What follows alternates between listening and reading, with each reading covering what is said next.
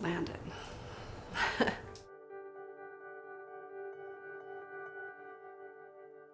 He was my little brother.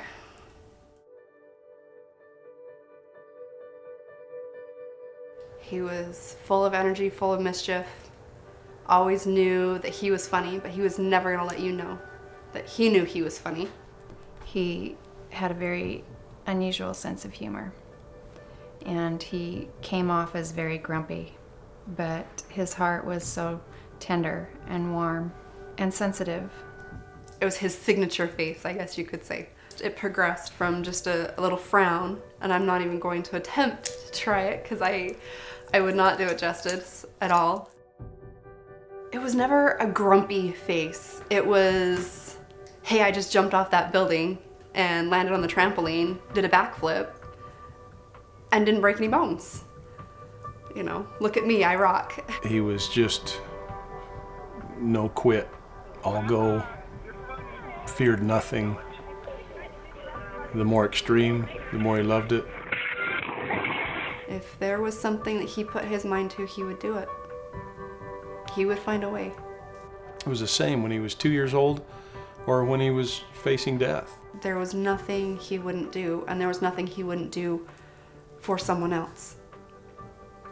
He was always there helping his family, helping those around him. Landon was an Eagle Scout. He had leadership abilities. He loved to learn, loved to challenge himself. He had a passion for service and a patriotic streak that went beyond just our country. It was a duty to God to serve and to make a difference.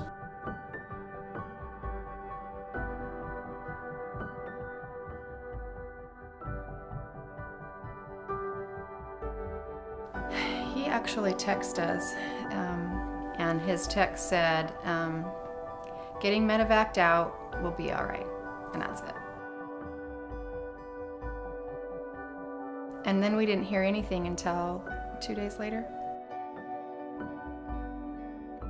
There was a lot of concern, a lot of stress, but at the same time, we knew there were a lot of prayers, and we knew that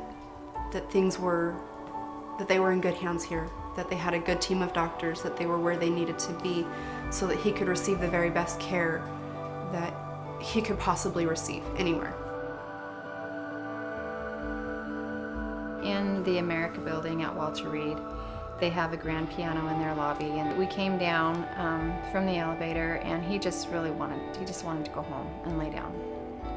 But there was a little girl sitting at the piano, and she was plunking out this little song.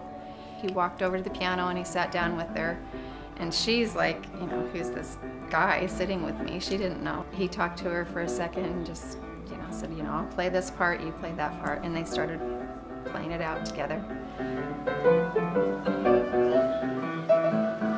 No rhyme or reason, this is how he was.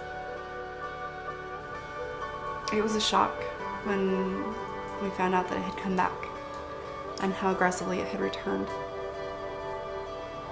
But we were able to pull together as a family again and stand by him. There's something fundamental about family, and the ability to have family around these soldiers that are struggling so much is so crucial and so critical in their healing, whether it's something that's a short-term thing that will be recovered from and people will be able to move on with their lives, or something like Landon where it's terminal. There were times when we needed things, but we didn't even know what to ask for. Whether it was a blanket or, look, you guys need to get out, let's take you to a movie.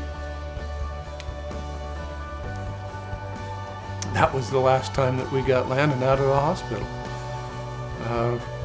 Was a gift from Luke's Wings to Jennifer to say, hey, let's go have an evening together as a family and let's make that happen. We didn't ask for that. She just saw needs and responded. And on that last week when he didn't come out of his coma, we felt like they felt it was a privilege to serve us. and to serve our son.